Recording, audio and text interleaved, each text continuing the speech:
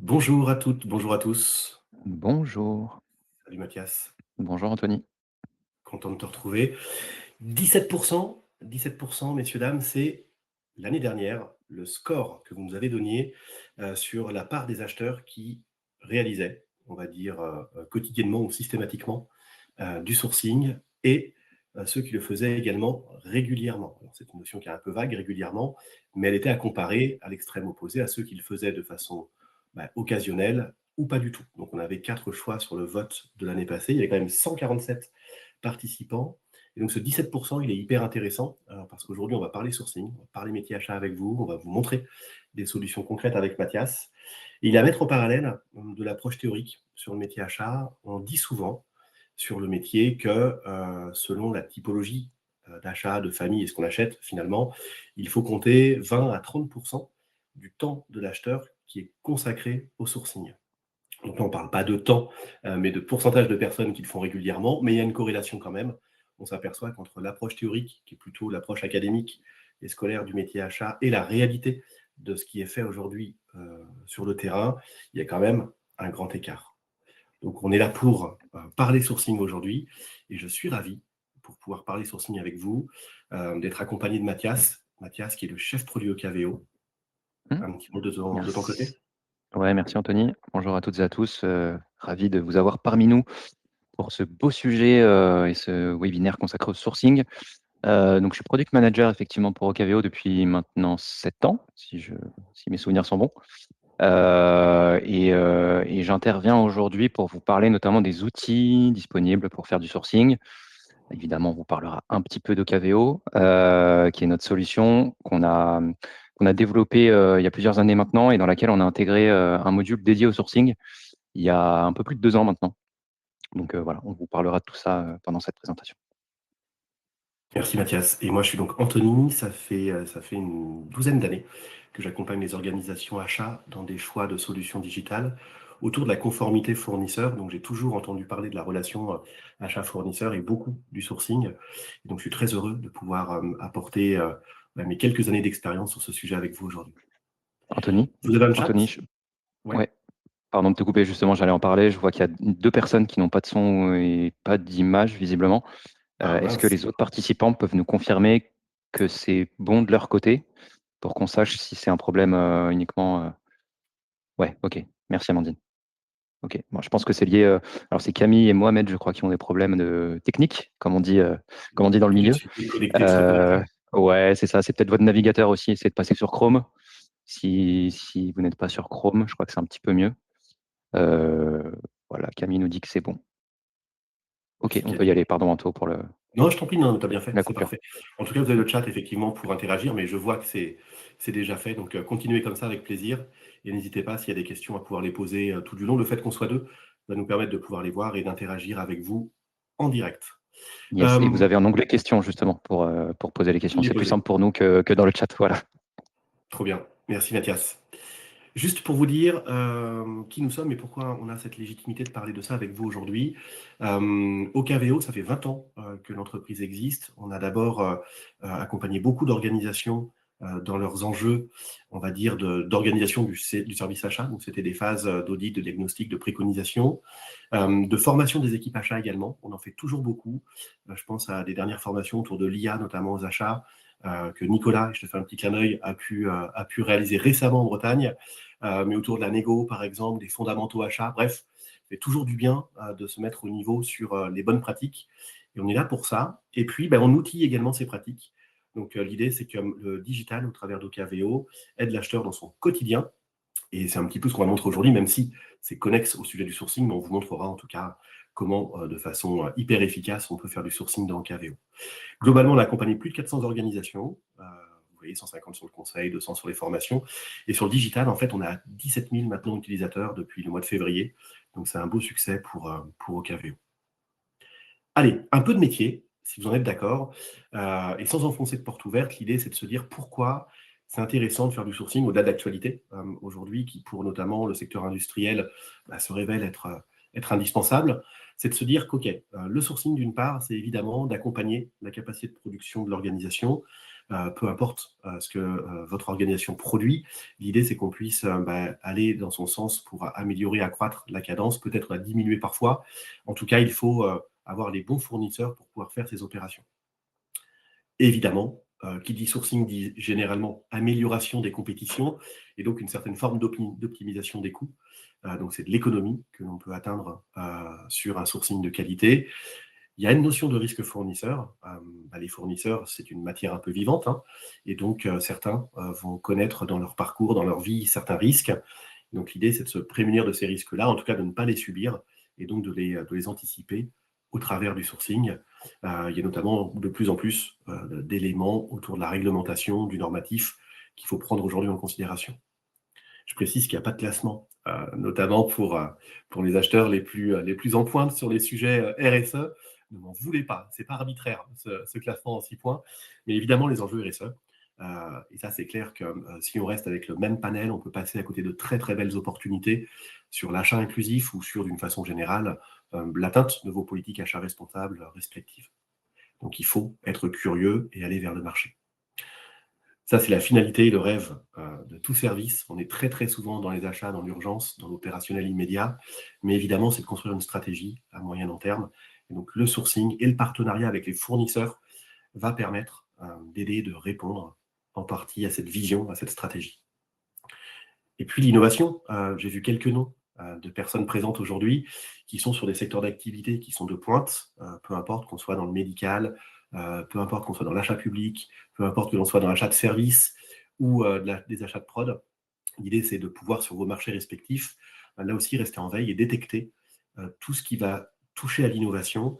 Et ça, encore une fois, si on reste dans l'urgence derrière le bureau, on passe à côté d'une grosse partie de la valeur qu'on peut apporter aux équipes. Parce qu'en finalité, tous ces points, ils apportent de la valeur et à l'organisation et aux équipes métiers. Un petit mot maintenant sur la partie typologie. Évidemment, le sourcing, on parlait tout à l'heure de l'approche académique, où on dit il faut 20, 30, peut-être 40% parfois de sourcing dans le temps de travail de l'acheteur sur certains segments. L'idée quand même, c'est de déterminer des priorités. Et je vous donne ici, on vous donne avec Mathias, quatre définitions sur les typologies de fournisseurs qui, évidemment, vont donner du sens au sourcing. Je commence par le plus simple, les petits fournisseurs, ce qu'on appelle communément les fournisseurs de classe C, qui ne rentrent pas dans les 3 autres catégories qu'on va voir. Cela, évidemment, il n'est pas nécessaire, en tout cas pas urgent, de pouvoir faire du sourcing sur ces familles. Elles ne représentent pas ni un grand risque, ni un gros enjeu pour votre organisation. En revanche, quand on commence à remonter la pyramide, si on regarde les fournisseurs sensibles, alors dans sensible, j'ai mis quelques exemples, mais dans vos industries, vous en aurez d'autres, c'est de se dire s'il y a des fournisseurs qui atteignent un taux de dépendance économique trop élevé, bah ouais, c'est un risque. Et s'il n'arrive pas, ce fournisseur, à sortir de cette situation, potentiellement, il faut songer à un plan B et donc à un sourcing. Idem pour l'exposition médiatique. On a de plus en plus de name and shame aujourd'hui. Vous pouvez aller sur le site, par exemple, de la DGCCRF et vous verrez toutes les entreprises de France qui sont sanctionnées, par exemple, pour les retards de paiement. C'est un exemple, il y en a plein d'autres. Aujourd'hui, des sources de données. Et donc, aujourd'hui, on est très exposé et c'est jamais agréable pour une organisation d'être associée au nom d'un fournisseur qui est exposé. Vos fournisseurs stratégiques, souvent, c'est associé à un chiffre d'affaires ou à un délai de sourcing. Si j'ai un délai, par exemple, supérieur à 6 mois pour me réapprovisionner sur cette famille-là, ouais, c'est un fournisseur qui est stratégique parce qu'on ne peut pas se retourner en une semaine vers quelqu'un d'autre. Et la part de CA, évidemment. Et enfin, souvent, ce qui est appelé dans les organisations des fournisseurs critiques, c'est ceux qui ont une réelle incidence sur votre capacité de production. Si demain, l'un de ces fournisseurs est défaillant, c'est votre chaîne de prod qui s'arrête et ce sont des millions d'euros par jour qui sont en risque pour l'organisation. Voilà, donc je vous encourage, et c'est bien de le faire de temps en temps, à reparcourir ces catégories, refaire cette typologie, parce qu'encore une fois, le fournisseur est une matière vivante aux achats et il faut le faire régulièrement. Avant de laisser la main à Mathias, je voulais juste, et je remercie d'ailleurs l'un de nos clients, Patrice, si tu es dans la salle, merci à toi. Tu m'as éclairé sur une façon intéressante de montrer l'évolution aussi des risques fournisseurs. Et associé à ces risques fournisseurs, ça veut dire que forcément, le sourcing, il prend de plus en plus d'importance. Si on remonte d'abord jusqu'en 2010, on voit qu'au tout début du métier achat, qui est un jeune métier, on avait principalement que des risques financiers à piloter et bien sûr des capacités après de livraison de production, mais majoritairement des risques financiers. Petit à petit, on a vu qu'il pouvait y avoir d'autres situations de risque avec des fournisseurs un peu partout à travers le monde qui, selon les conflits, selon les situations, comme on les vit en ce moment, mais apportaient des difficultés dans la chaîne d'approvisionnement. Et donc, le sourcing est intéressant et indispensable. Dans les années 2000 à 2010, le normatif, la réglementation, est venu apporter aussi une autre pierre au sourcing. Je pense par exemple à la lutte contre le travail dissimulé, où il faut, vous savez, périodiquement vérifier l'ensemble des documents, s'assurer que les fournisseurs existent bien, etc. Donc ça fait partie des sujets qui sont quand même assez récents, et encore plus récents, parce qu'il n'y a que 6 ans, si on regarde ce qui s'est rajouté dans votre escarcelle de risques et de gestion côté achat, bah, il y a les risques réputationnels, je vais citer certains d'eux, mais pas que, hein, je parlais de la DGCCRF tout à l'heure, mais là on est sur des enjeux importants à maîtriser côté achat, et puis bah, l'émergence du numérique fait aussi bondir les risques cyber, et c'est encore plus vrai aujourd'hui en 2026. C'est pas fini, si on prend cette décennie qu'on partage et qu'on vit ensemble. On va rajouter à ça les risques sanitaires. Alors évidemment, on va parler du Covid. Les enjeux d'atteinte à la biodiversité. Aujourd'hui, on le voit, les marques sont hyper épinglées par plein de lobbying, plein d'associations. Il faut faire vraiment attention à ces thématiques-là. Les enjeux climatiques. Un fournisseur qui, par exemple, se situe au milieu d'une forêt et que la forêt brûle, qui ne peut plus livrer, enfin, c'est un point aujourd'hui qu'il faut prendre en considération. Et la notion de ressources, bah, évidemment, sur la maîtrise, par exemple, des consommations d'eau aujourd'hui, on voit que c'est un enjeu qui est de plus en plus prégnant. Et ce qui est hyper intéressant dans cette pyramide, dans ce graphique finalement, et cette évolution qui n'a qu'un sens pour le moment, c'est que la responsabilité du risque sur le métier achat est de plus en plus importante. Et donc, vous me voyez venir, mais la réponse, c'est de se dire que bah ouais, il faut de plus en plus euh, essayer de sourcer, essayer d'avoir un coup d'avance sur le marché fournisseur pour pouvoir se retourner en cas de modification du marché et d'émergence de nouveaux risques. Ça, c'est pour ma partie. Mathias, si tu veux bien, je te laisse la main pour Ouais, comment on peut faire du sourcing aujourd'hui? avec plaisir. Merci Anthony pour cette première séquence très intéressante. Effectivement, moi, je vous le disais tout à l'heure, j'ai plutôt prévu de vous parler des outils et des solutions à votre disposition en tant qu'acheteur pour faire votre sourcing. Mais avant ça, je voudrais faire un petit peu de vocabulaire, de sémantique, et qu'on se redise ensemble, même si tu as commencé à l'évoquer, Anthony, durant ces premières minutes, ce que ça veut dire en fait le sourcing. Et en fonction de vos contextes, de votre secteur d'activité, de ce que vous recherchez, faire un sourcing, ça va pas forcément vouloir dire la même chose. Il n'y a pas forcément les mêmes pratiques qui vont se cacher derrière. Et du coup, mon message ici, c'est de vous dire que les outils peuvent varier aussi en fonction de vos besoins. Donc on peut parler d'identification de nouveaux fournisseurs, plutôt dans une démarche d'innovation, tu l'as dit Anthony tout à l'heure. Ça peut être une démarche plutôt de sécurité pour se prévenir d'un problème d'approvisionnement, par exemple, tu l'as également dit tout à l'heure. Ça peut être encore plus large, on peut parler de benchmark derrière le mot sourcing, d'analyse d'un marché Mmh. fournisseur dans son ensemble, ou de veille. Donc voilà, tout ça représente autant de besoins et de pratiques différentes. Et nous, en tant qu'éditeur, donc on propose un outil qui s'appelle Ocaveo. On réfléchit non pas de manière générale à comment faire du sourcing, mais plutôt aux besoins concrets et à comment on va y répondre à travers une solution logicielle. Donc ça, c'était pour la petite intro. Et donc ensuite, si on fait un focus effectivement sur les solutions, vous les voyez à l'écran, la solution la plus évidente, même si je vais relativiser juste après avec des éléments un peu d'actualité. La solution historiquement la plus évidente, c'est d'utiliser les moteurs de recherche. Comme n'importe quelle recherche d'information d'ailleurs, quand vous cherchez un fournisseur ou une entreprise qui peut répondre à un besoin que vous avez identifié en interne, le plus simple, notamment parce que c'est gratuit, c'est d'aller Mmh. sur Google ou un concurrent pour faire une recherche par mots-clés, tout simplement. Alors, ça peut être très utile puisque vous avez la garantie d'obtenir des résultats avec les moteurs de recherche. Ça, c'est quand même le premier point. Et quand on fait une recherche, le but, c'est d'avoir des résultats quand même. Néanmoins, le problème, en tout cas le biais des moteurs de recherche principal, c'est qu'ils reposent sur une logique de SEO, de référencement en français, qui met en avant des fournisseurs déjà bien identifiés pour la plupart. ou en tout cas qui ont fait un travail autour de cette logique de référencement pour apparaître en premier dans les résultats. Et donc, un fournisseur qui apparaît dans les premiers résultats sur Google, ça ne veut pas dire qu'il est le plus pertinent pour répondre à votre besoin. Donc ça, c'est l'approche moteur de recherche. Ensuite, il y a une solution émergente, même si ça commence à faire maintenant plusieurs années que vous êtes habitués pour la plupart d'entre vous à les utiliser, c'est les solutions d'IA générative. Les solutions d'IA générative, elles ont pour intérêt principal par rapport au moteur de recherche d'élargir, de vous offrir un outil d'exploration. Et je vous parlais tout à l'heure de benchmark, c'est des outils, les IA génératifs, qui sont assez adaptés pour faire des études de marché.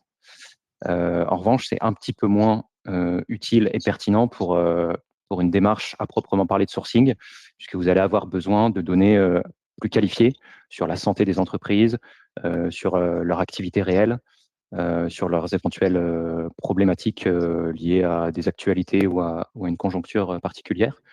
Et ça, les outils d'IA générative, puisqu'ils utilisent les données du web, généralement, ils vous poussent les mêmes biais, en fait. Ils mettent en avant également les entreprises les mieux référencées, les mieux identifiées. Donc, si je devais synthétiser, ces deux solutions, les moteurs de recherche et les IA génératives, elles répondent bien à certains cas d'usage quand on parle de sourcing. En revanche, elles ont tendance, c'est pas vrai dans tous les cas, hein, mais elles ont tendance à vous pousser des entreprises ou des fournisseurs que vous connaissez déjà, à vous faire apparaître des résultats que vous souhaitiez déjà obtenir, en fait. Donc, en termes d'innovation, notamment, c'est pas hyper intéressant. Et donc, j'en viens au troisième type de solution, qui sont les outils spécialistes, qui, eux, ont pour intérêt principal d'organiser la donnée dans une finalité de sourcing.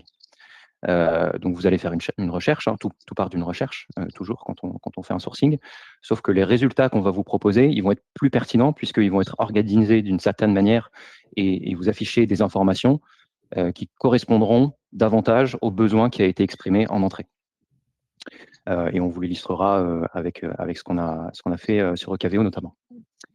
Donc voilà pour une synthèse des différents outils disponibles. L'intérêt également des outils spécialistes orientés sourcing, en tout cas pour les suites S2P ou S2C, c'est qu'ils s'intègrent dans un processus de travail global. Là où une IA générative, vous allez faire votre recherche, un peu one shot, vous allez obtenir des résultats plus ou moins pertinents, sauf que même s'ils sont pertinents, ils ne sont pas intégrés dans un processus complet. Et donc, si vous avez besoin de lancer un RFI pour compléter les informations, vous n'allez pas pouvoir le faire, en tout cas aujourd'hui, depuis une solution d'IA générative, alors que ce serait le cas sur une solution S2C, par exemple. Voilà. Et donc, pour terminer, après je te rends la parole, Anthony, je voulais vous parler également des évolutions des solutions de sourcing et de ce qui est en train de se passer ces dernières semaines. Vous avez probablement tous entendu parler des IA agentiques. Et là, c'est une grosse tendance qu'on est en train d'observer. Alors, pas seulement sur le sourcing, hein, c'est en train d'impacter l'ensemble des métiers et des secteurs d'activité, évidemment. Mais l'application au sourcing des IA, pas génératives justement, mais agentiques, vous permettra d'automatiser un certain nombre de tâches. Là où aujourd'hui, le sourcing, c'est encore trop souvent à votre initiative. Et c'est pour ça que je fais le lien avec le chiffre que tu citais tout à l'heure, Anthony, de 17%. On est encore sur des niveaux assez faibles, finalement. Mais demain, si les agents ont la capacité d'automatiser un sourcing dès l'ouverture d'un dossier, ce chiffre augmentera naturellement. Et ça va vous permettre d'automatiser un grand nombre de tâches au-delà même de la qualité des résultats obtenus. Voilà, Anthony, tu peux reprendre la parole. Merci Mathias, merci beaucoup pour cet éclairage sur la partie techno, outils. C'est vrai que l'IA fait toujours un peu fantasmer. On a l'impression que ça peut tout faire pour nous, mais tu as raison de le préciser. En tout cas, sur les technos actuels, ça va d'abord interroger ce qui existe sur le web. Donc ça reprend, et c'est ce que je retiens finalement, ça reprend les sujets présents sur les moteurs de recherche. Donc au final, ça présente une information sous la forme un peu différente, mais le fond est le même. Il y a un petit point, peut-être qu'on pourrait dire sur les outils, et peu importe ceci, il y a quand même un point qui est hyper intéressant, je trouve, c'est l'historisation et la traçabilité.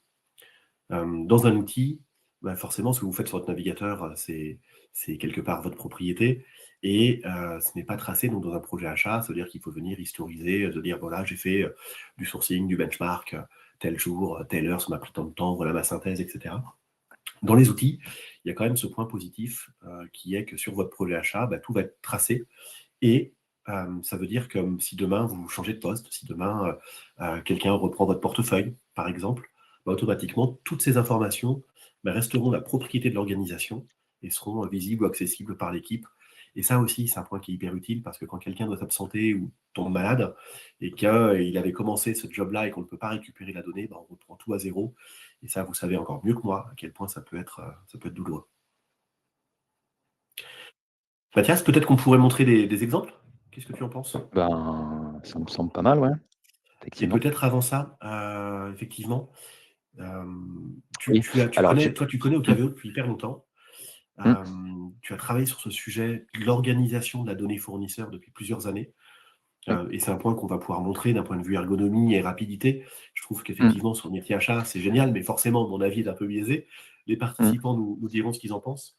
Mais est-ce que tu peux nous parler un peu de la façon dont tu as conçu, mmh. cet amas de données finalement qu'on gère Mmh. aujourd'hui? Ouais, bah, j'en parlais tout à l'heure, hein, tu rejoins le point que je citais autour de l'agrégation de données. Bah, ce qu'on a voulu faire depuis plusieurs années sur Ocaveo, ce qu'on a même, je crois, réussi à faire, c'est, d'agréger, tout un tas de données externes, qui ne sont pas produites par nos utilisateurs ou par nous-mêmes en tant qu'éditeurs, pour alimenter, notamment, ce besoin de sourcing. Donc vous voyez à l'écran, différentes sources de données qui sont exploitables et exploitées dans Ocaveo. Nous, on va donc récupérer les données, des éditeurs, des fournisseurs que vous voyez à l'écran pour les structurer, les organiser de telle sorte à ce qu'elles soient pertinentes Mmh. dans un contexte donné et ce contexte peut être celui du sourcing dans le cadre d'un dossier d'achat, par exemple. Donc ça, c'est le travail qu'on a essayé de faire autour de l'agrégation de données ouvertes notamment.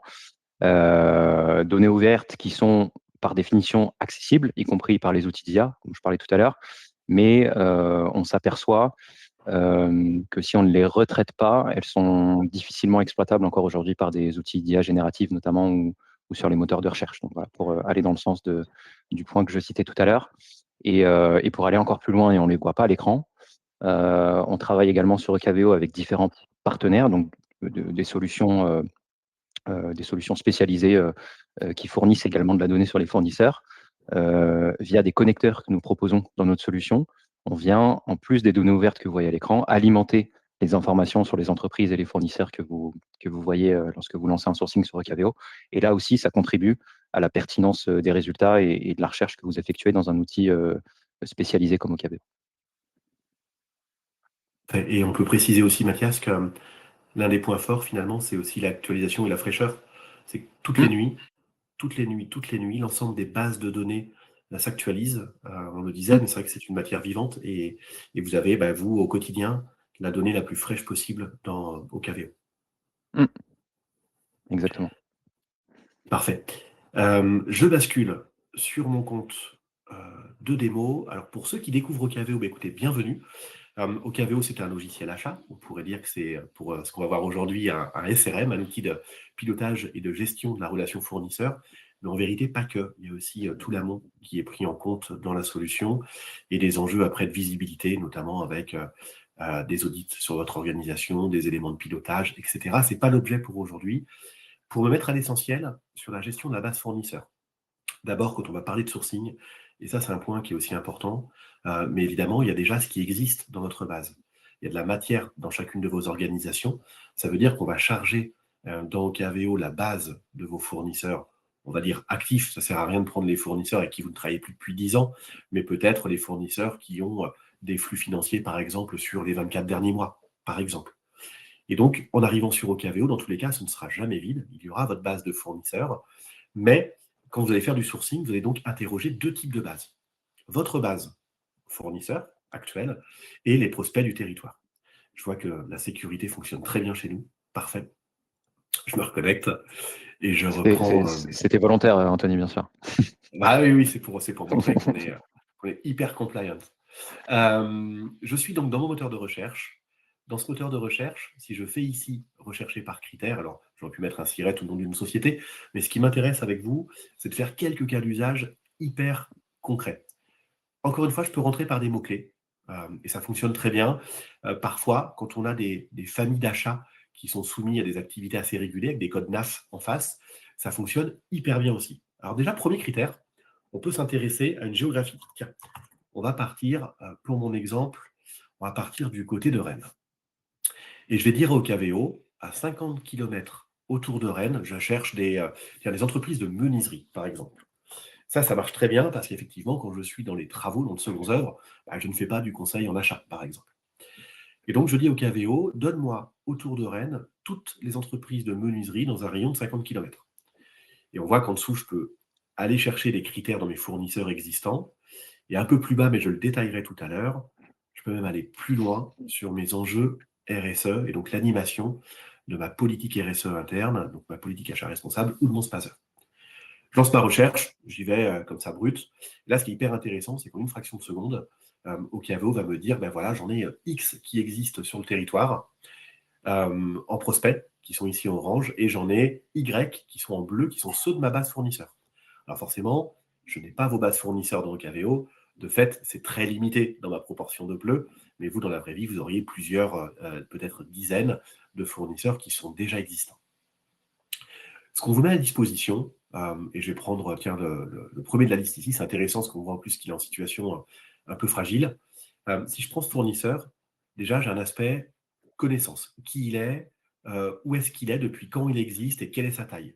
Donc ça, c'est ce qu'on vous met ici sur les informations de l'entreprise, entre l'année, le SIRET, vous voyez, les données liées au BODAC, je vais y revenir dans un instant, mais son adresse, sa localisation, sa taille, et éventuellement après d'autres informations comme les différents marchés qu'il a pu remporter. On le verra un tout petit peu plus tard.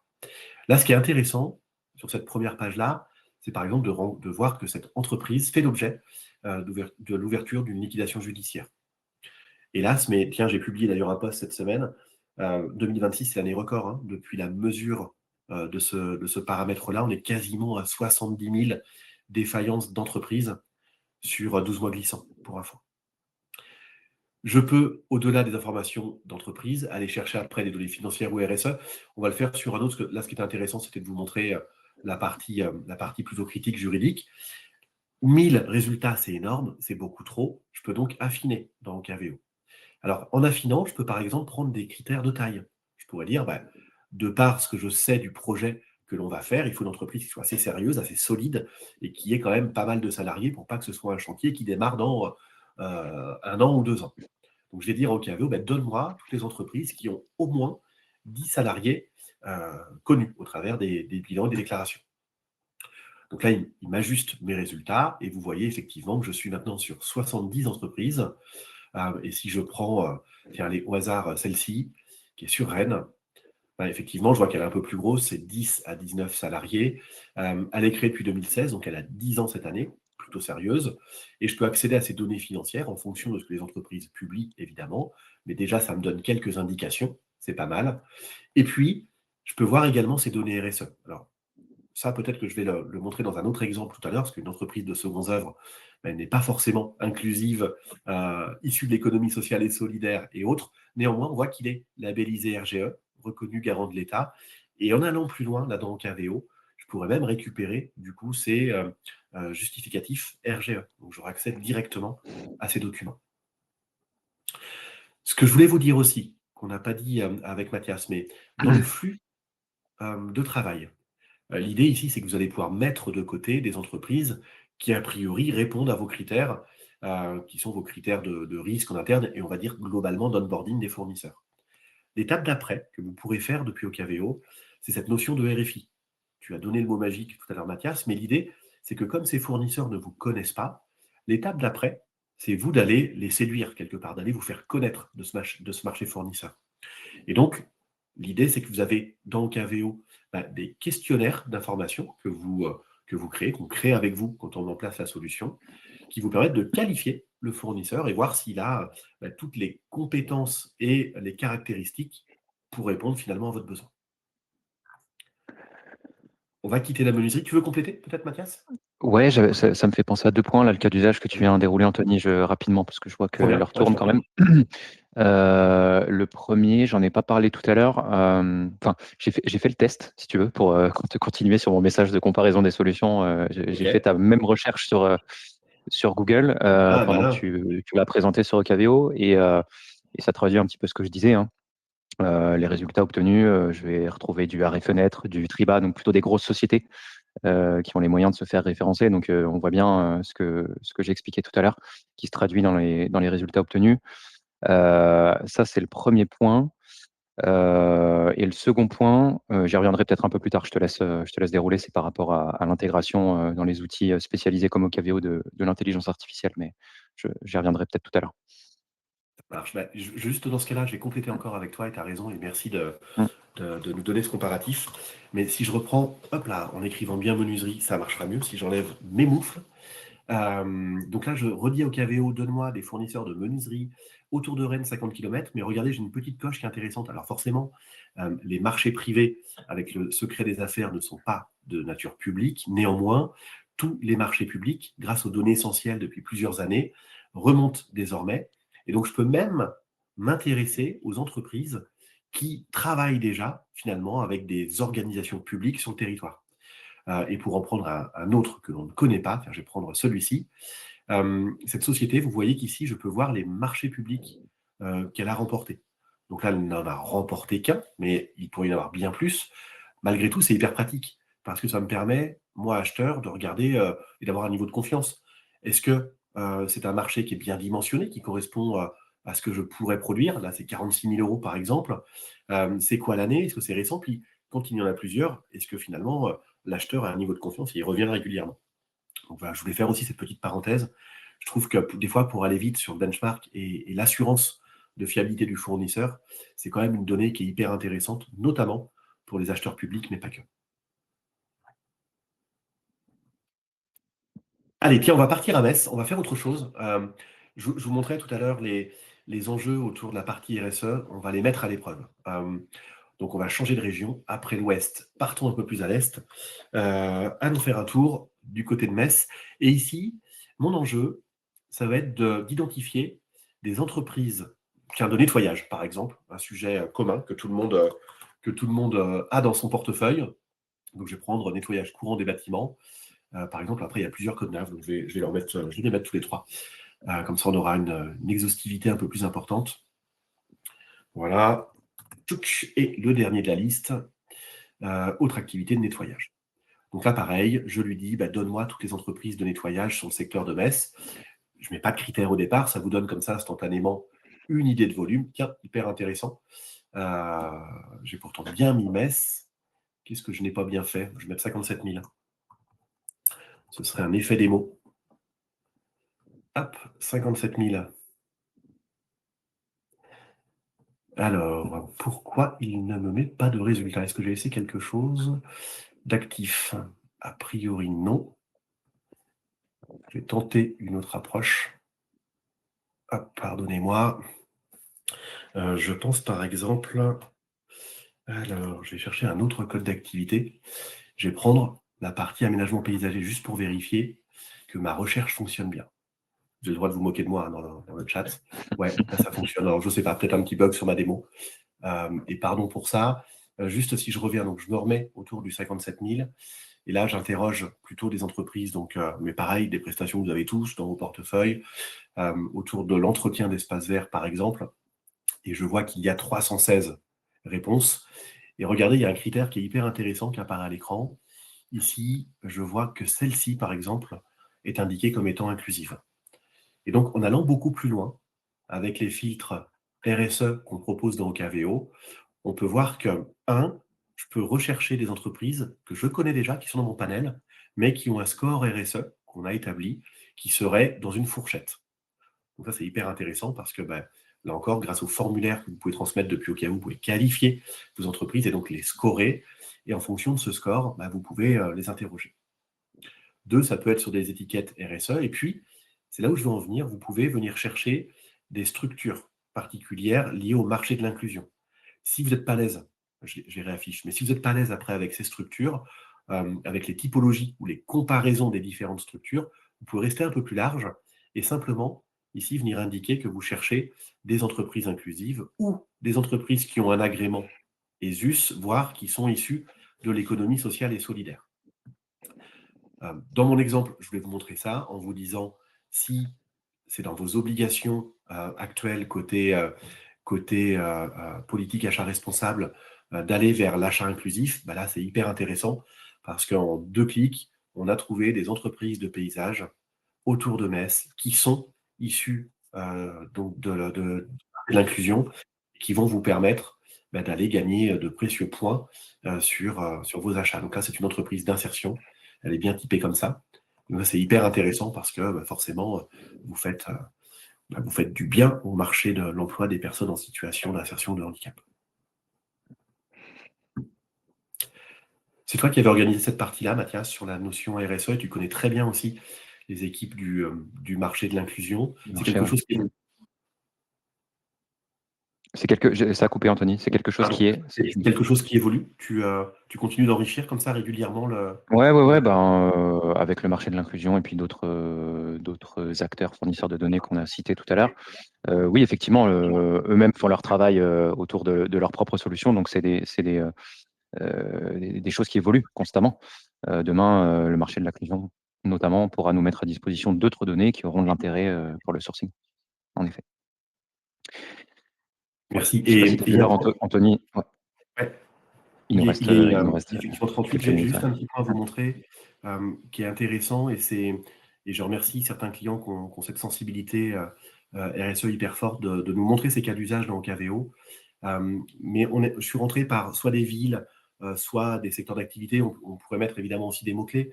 Il y a un point qui peut être sympa, justement sur cette notion d'inclusion, c'est d'aller chercher, de regarder finalement ce qui existe autour de vous d'un point de vue, par exemple, entreprise adaptée ou entreprise d'insertion. Et dans ce dernier exemple que je veux vous montrer, c'est de dire, et pour aller très vite, je mets un code postal, on va aller un peu plus dans le sud, on va descendre dans la Drôme, et je vais dire au KVO, bah, donne-moi toutes les entreprises adaptées qui sont sur ce territoire. Donc c'est une autre façon de faire. Là, je ne cherche pas forcément un sujet en particulier, je veux m'intéresser à l'écosystème des entreprises adaptées autour de moi. Voilà, c'est une autre manière de pouvoir gérer le sourcing et la vision fournisseur dans le KVO.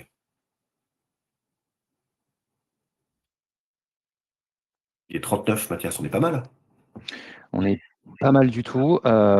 Du coup, j'en profite. Si tu as terminé, Anthony, moi j'avais une petite Bien sûr. intervention à rajouter. Et je le redis, je l'ai écrit dans le chat. Vous avez encore quelques instants du coup pour nous poser vos questions ou nous partager vos retours d'expérience, si vous êtes utilisateur de solutions ou pas, comment vous faites du sourcing. Enfin bref, tout ce qui peut faire le lien avec les éléments qu'on vous a partagés cet après-midi. Ce que je voulais dire, Anthony, et je reviens, pardon, je suis en boucle sur mon sujet autour des outils. Tout à l'heure, je vous ai présenté une approche assez silotée, finalement, où il y avait 1, les moteurs de recherche, 2, les solutions d'IA, 3, les outils spécialisés. En réalité, vous le savez, c'est pas tout à fait comme ça que se présentent les choses, notamment sur les outils spécialisés comme Ocaveo, qui intègrent de l'intelligence artificielle. Donc, on est plutôt sur une combinaison de solutions aujourd'hui où on va pouvoir bénéficier justement des avantages de chacune des solutions que j'ai présentées tout à l'heure. Donc, typiquement, dans les démonstrations qu'on vous a fait cet après-midi sur Ocaveo, Anthony, tu étais plutôt en mode activation de critères. Donc, tu ouvrais la fenêtre et tu activais les critères qui t'intéressaient, et c'est super utile dans plein de cas. L'intérêt de l'IA qu'on a intégré, et on pourra vous la montrer si vous êtes intéressé, et vous montrer de la manière dont elle s'applique pour le sourcing, c'est que vous allez pouvoir plutôt effectuer des recherches en langage naturel, comme vous le faites sur un outil d'IA génératif.